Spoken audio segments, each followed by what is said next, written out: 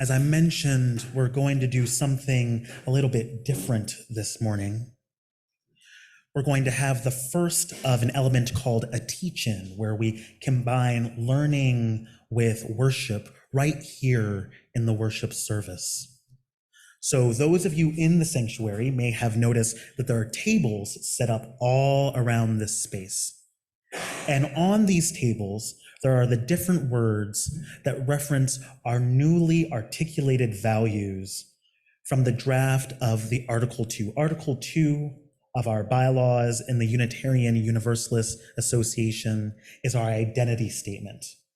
And the Article 2 Study Commission, a group of 6 people tasked with this work, has interviewed thousands of UUs over the past 3 years to help get us to this wording, which we will discuss, debate,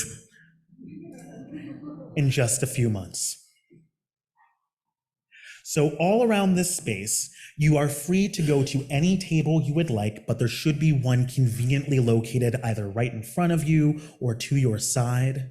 There are different words that represent each of the values, which we already explored in our responsive reading and chalice lighting this morning.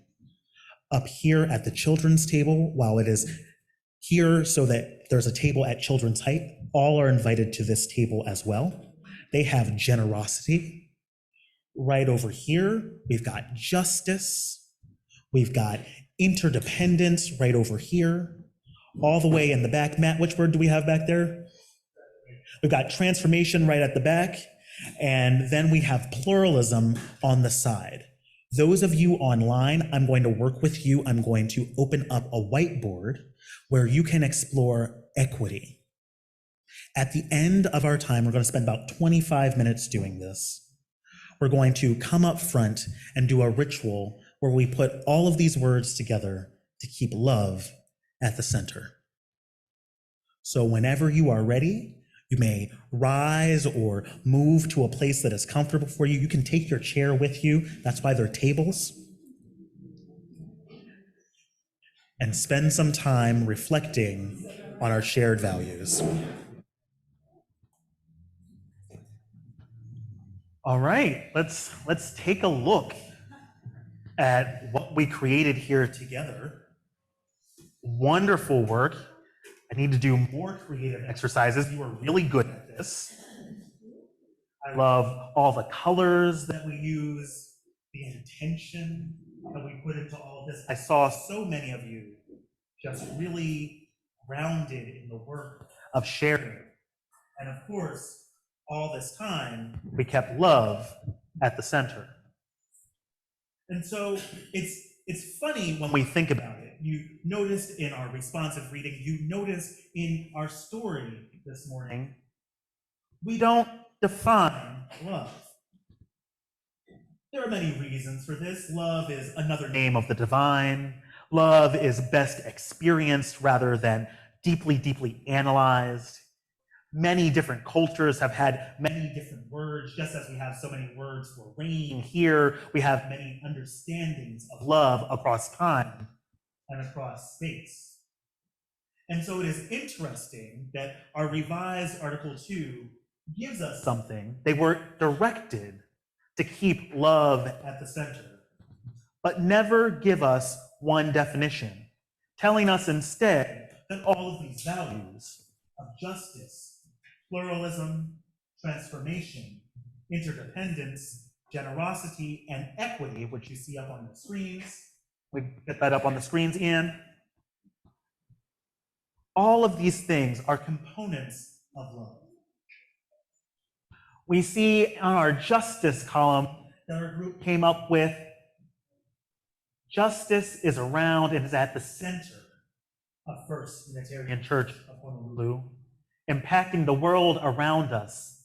And we have a choice. Yes, we always have a choice to bring more justice into this world. We always have a choice to bring more love into this world. And then they give us very many intentionally diverse representations of the people here in our community. I see no white people. That's fascinating. And informative. In a place that is mostly brown, it is surprising the number of white people we have in this space.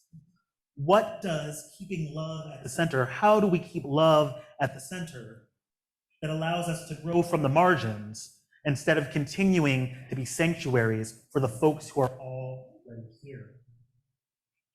Interdependence, on the other hand, has us thinking of this John Donne quotation, "No man is an island.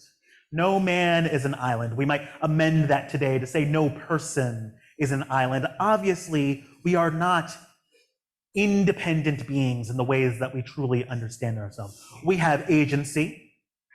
Our bodies are our own bodies. No one can touch us in our no-no zones without our consent. And who I am depends on each and all of you. I preached at our first sermon here on Island from the words of Minan Soto, the Reverend Minan Soto, who tells us all of us need all of us to make it. And sometimes what is missed in that phrase is all of us means all of us.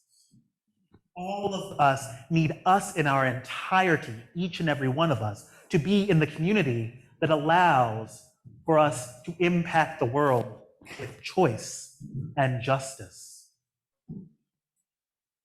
Under generosity, we have something more abstract, and I love being able to interpret this, because this generosity is offering what we can, offering what we have the ability to offer. And on the equity group, we also see some of those things, ways that we can make sure that everyone is involved in all of the decisions of this community, ways that each are able to give from what they already have to benefit this community.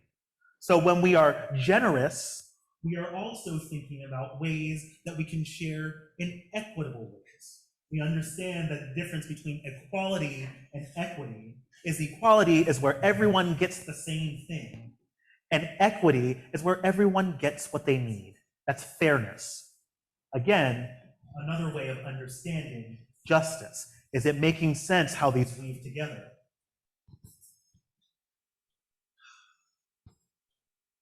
Pluralism.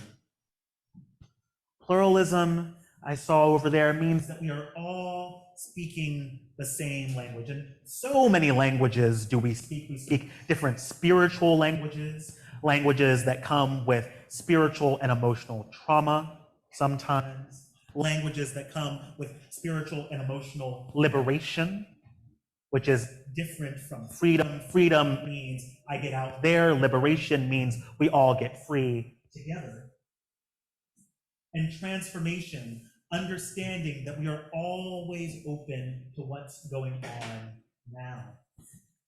Indeed, that we have new ways of thinking and attitudes, that we are able to be courageous in light of the facts that we have here in our community and all that is important to us today.